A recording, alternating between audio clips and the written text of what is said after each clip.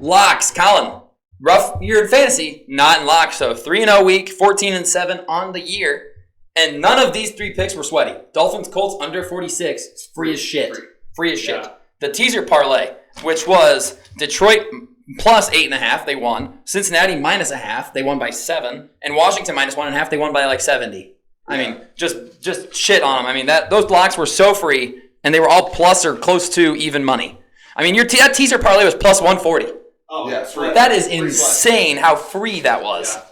And then Opal outrageous take of a tie. Didn't happen, thankfully, because that would have really sucked to have to watch that game. But Patriots are awful. They couldn't stop the Jags. That was the problem. Patriots did their part and only scored 16. But the Jags offense was too good for the Patriots' soft defense. Yeah, yikes. Yeah, yikes. We'll talk about that a lot, too. Kind of a double must-win in that game. It really is. It really is. Power rankings for the week, brought to you by Goldfine and Bulls. Hurt, injured, feeling powerless, give them a call, 309-673-5144. They will help you in with whatever you need. They'll get you to the right people. They'll take the case on themselves. They are good people, good at what they do. It's their experience that wins. Goldfine and Bulls, thank you for sponsoring today's Power Rankings. And I'll start us. I heard the Dolphins actually just got a hold of them. That we probably should give them a call. We need help. But help's arrived. Help is here. Help is here. All right, power rankings. I'm going to start at 1 and work my way down because I feel like the top 4, like we said before when we were kind of just going back and forth, production meeting. The top 4 teams are pretty obvious in my opinion. Number 1's got to be Kansas City. I said this stat to you guys at the game. Addison probably doesn't remember it, but Kansas City's defense, not their offense. Don't even need to talk about Patrick Mahomes. Their defense hasn't given up 28 points, 28 or more since the Super Bowl against the Eagles.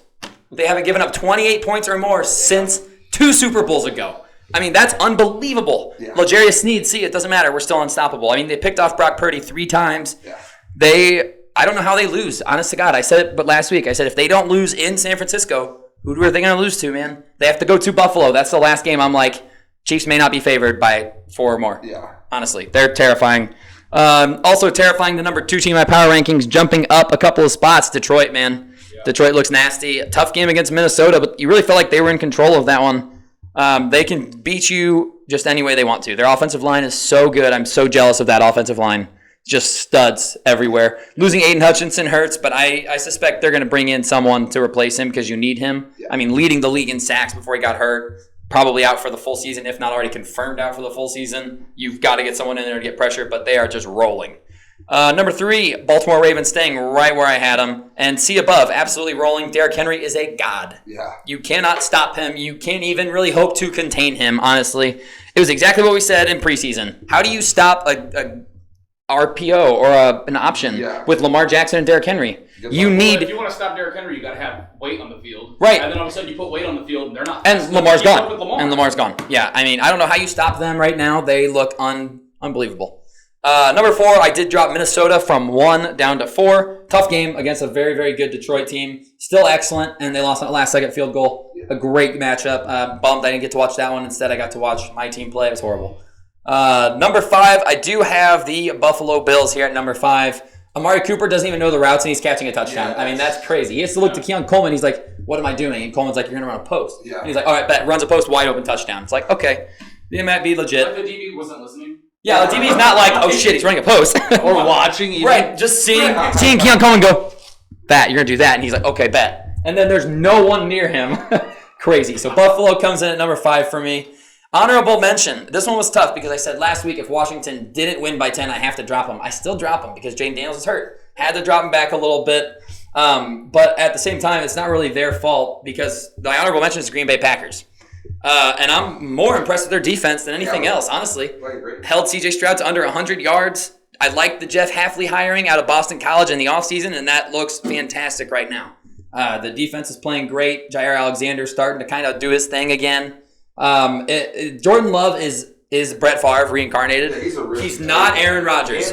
I know everyone's like, oh, he looks like Aaron Rodgers. No, this is Brett Favre right now. Yeah. I'm not saying he's going to be Brett Favre or be a Hall of Famer like Brett Favre, but he will throw ugly interceptions and he will just continue to keep launching the ball. Yeah. It's going to be fun to watch. An actually good Jameis Winston, who we get to watch this weekend. Thank God. So I go Kansas City, Detroit, Baltimore, Minnesota, Buffalo, Green Bay, And then there's like 3 teams right there that you could argue, but we're only doing 6. So, Colin, I'm coming to you. What do you got? Well, let's save you guys a lot of time because I have that exact same 6 in that exact same order. Very badly did want to put Detroit above Kansas City because I think if they played right now on a neutral field, I am taking Detroit 1,000%. However, give me this matchup in February on a neutral field, I'm going to take the Chiefs. End of the day, gun to head. Who do I trust more? It's going to be Patrick Mahomes. It's going to be Andy Reid. But Detroit is not far behind. Baltimore, just Jerry Jones, just please put the microphone away. Please put it away. Stop Derrick talking. Henry is an absolute freak. He's on pace for 2,000 yards. And like He wouldn't have worked in our offense. He wouldn't have worked. Wouldn't have worked. Okay. He works in any offense. Yes. He is took the- Tannehill. he is the He took offense. Tannehill to an AFC Championship game. Number 1 seed in the AFC. 14 Ah. Vikings, I did move him from 1 to 4 here as well. Tough loss at home. It's a good loss at the end of the day. You lost to a great Detroit team on a last-second field goal. Buffalo, as you mentioned it, they're starting to find their stride a little bit. Now they got a new weapon. And then Green Bay just continues to impress week after week. Got to glaze Matt LaFleur. Weekly so good. Matt LaFleur love. Yep. Do love that Green Bay Packer roster. They're the new Cleveland. They're the new Cleveland, man. They Love look that great. roster. They look great. Addison, power ranking. Well, I'm going to save us all even some more time because they're the exact same 1 to 6. What? I would have Washington 6 with a quarterback injury. It's They're just scary. being safe with Jaden Daniels, but hey, I mean, system quarterback Mariota looked pretty good, huh? That's all I got to say. No, but Buffalo obviously at 5, like I had them last week. Actually, I didn't even have him in my power rankings, but the Amari Cooper instant impact, got to have him move up. Minnesota, we touched on it, tough loss to a great team. Kansas City, obviously, is elite, number 1. Baltimore, I got to give them a little love. I moved them up to 3. Just domination of a team that had been playing well, both sides of the ball, Bucks on offense and defense. We'll say Baker shot him in the foot a little bit, but the Ravens pounced on the opportunity to blow up the game. That's exactly what they did, so you got to give them some love. And Green Bay, we said it. Love. Adam Rank said it. He's between Jameis and Brett Favre, just somewhere in there. Yep. And he's playing risk-free right now, at least how he throws the football. It will pay. It will bite them in the ass eventually, but it's not right now. So I'm going to have them as my number 16. Yeah. Sage. I'm going to save even more time. No way. Not exactly the same. Okay. We got just a little bit of switch up at the end. But number 1, I do have the Kansas City Chiefs back at my top spot. Yes. And they seem even more like invincible than they did in years past. Because I feel like even when we haven't even mentioned they added Hopkins, but like I remember like playing them when Mahomes was throwing 50+ touchdowns, and you still thought you had a chance because like if you just threw everything at the wall, maybe you could stop them, right? Maybe you could just score more than them. It's just it's not even an option. You could do everything right and they could still win, and it doesn't matter. And that's even more like heartbreaking to go into than going up against like this seemingly invincible beast. And gosh, it sucks. And But they're so hurt. Like you don't have Isaiah Pacheco, doesn't matter. Yeah. You lose Rashee Rice, doesn't matter. It's like Hollywood what Brown do? hasn't played a snap. Yeah. Doesn't matter. What do? Yeah, seriously. Kelsey doesn't even have a touchdown yet. Kelsey's not even trying yet. It's absolutely ridiculous, and I hate them so much. Number 2, I have the Detroit Lions. Everything you guys have mentioned, double it. Give it to the next person. I fucking love them. So, the next person. Love everything they're doing. They're absolutely killing it. And even without Aiden Hutchinson, their defense is stepping up. Brian Branch looks like a possible Defensive Player of the Year candidate. Never been in the second round, man. I had him Absolutely mocked at pick wild. 10. I had the Eagles at pick 10. And the Eagles could use him right now. Sure should have taken Eagles him. definitely could use him. Number 3, I have the Baltimore Ravens. I mean, they're just running through a motherfucker's face. Yeah, how are you gonna stop that? And that's exactly what I want to see. The game, we won by 10 points. It should never have been that close. I mean, we were playing garbage time football way before they were, and that's the only reason they even got that close. Came out, you know? Yeah. Like, we're playing Josh Johnson and running it with Justice Hill. Yeah. And they're like, you know what? Let's fucking throw slants to Chris Godwin. Yeah. And it's Mark like, Andrews might be back. yeah, Mark Andrews is all of a sudden He catching is. touchdowns He might be all the way again. back. So, that's great. and also Keaton Mitchell comes back next week. Yeah, saw that. Yeah, okay, fantastic. So, yeah, just keep adding weapons. Love to see it. Can't wait. My number 4 team. Who the hell do I have at number 4? Oh, the Vikings, just like we all do. Okay, yeah.